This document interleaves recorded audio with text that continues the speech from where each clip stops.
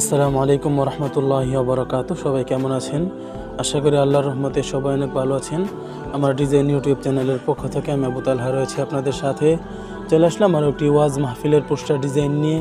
তবে এই ডিজাইনটিতে আপনারা নিজেদের মতো করে পরিবর্তন করতে পারবেন, আর সে কারণেই আমি আপনাদের জন্য তৈরি করে রেখেছি একটি পিএলপি ফাইল।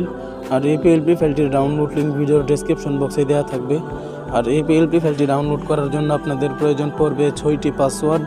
আর সেই পাসওয়ার্ডগুলো ভিডিওর বাঁদিকে কিছুক্ষণ পর পর দেখানো হবে, তাই সম্পূর্ণ ভিডিওটি মনোযোগ সহকারে দেখুন, কোনো রকম স্কিপ না করে।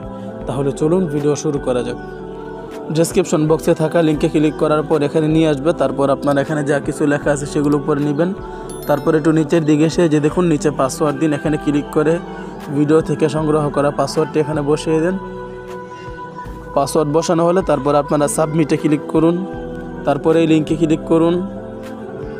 তারপর আপনারা এখান থেকে লিঙ্কটাকে কপি করে নেবেন। তো লিঙ্কটি কপি করার জন্য এই 3 ডট মেনুতে ক্লিক করুন, তারপর কপি লিঙ্কে ক্লিক করুন। তারপর আপনারা আপনাদের ক্রোম ব্রাউজারটি ওপেন করে নিন। তারপর আপনারা সার্চ অপশনে লিঙ্কটাকে পেস্ট করে দিন, তারপর সার্চ করুন। তারপর আপনারা এই ডাউনলোড অপশনে ক্লিক করুন। তো এই যে দেখুন এখন আমরা দেখতেই পাচ্ছি আমাদের ফাইলটি ডাউনলোড হয়ে যাচ্ছে। তো পিএলপি ফাইলটি ডাউনলোড করা হলে তারপর আপনারা পিক্সেল ল্যাব অ্যাপসটি ওপেন করুন। তারপরে এই 3 ডট মেনুতে ক্লিক করুন, তারপর ওপেন পিএলপি ফাইলে ক্লিক করুন। তারপর পিএলপি এখানে ক্লিক করুন। তারপর আপনারা আপনাদের ডাউনলোড কিন্তু পিএলপি ফাইলটি যে ফোল্ডারে ডাউনলোড করেছেন সেই ফোল্ডারে গিয়ে ফাইলটি খুঁজে বের করুন। তো এই যে দেখুন আমার ফাইলটি এখানে এসে গেছে। তো আপনার ফাইলটিতে ক্লিক করুন, তারপর ওপেন অ্যান্ড অ্যাডে ক্লিক করুন, তারপর ওকে ক্লিক করুন, তারপর ব্যাকে ক্লিক করুন। তো এই যে দেখুন এখন আমরা দেখতেই পাচ্ছি আমাদের ডাউনলোডকৃত পিএলপি ফাইল যেখানে ওপেন হয়ে গেছে। তো এখন এই ফাইলে থাকা প্রত্যেকটা লেয়ার দেখার জন্য এখানে ক্লিক করুন।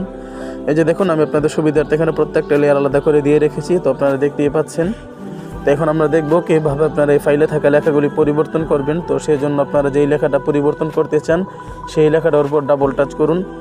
তো আমি উপরের নামটি পরিবর্তন করে দেখাচ্ছি, তো সেজন্য আপনারা নামটিতে ডাবল টাচ করুন।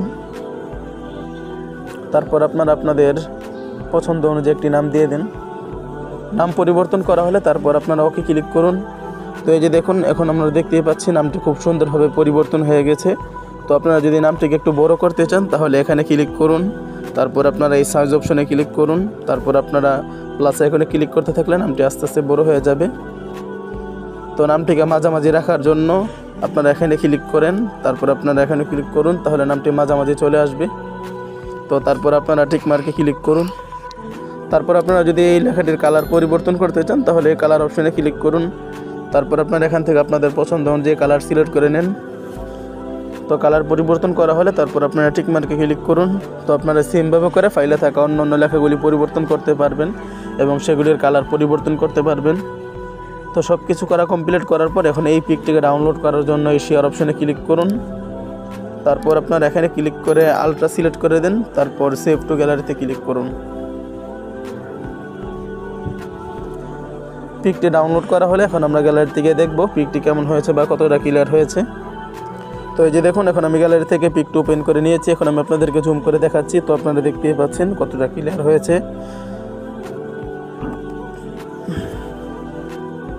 আজ তাহলে পর্যন্তই। ভিডিওটি কেমন লাগলো অবশ্যই কমেন্ট করে জানাবেন। আর ভিডিওটি যদি ভালো লেগে থাকে অথবা কোনো উপকারে এসে থাকে তাহলে ভিডিওতে একটি লাইক করে আমাদের ইউটিউব চ্যানেলটিকে সাবস্ক্রাইব করে আমাদের পাশেই থাকুন। ধন্যবাদ।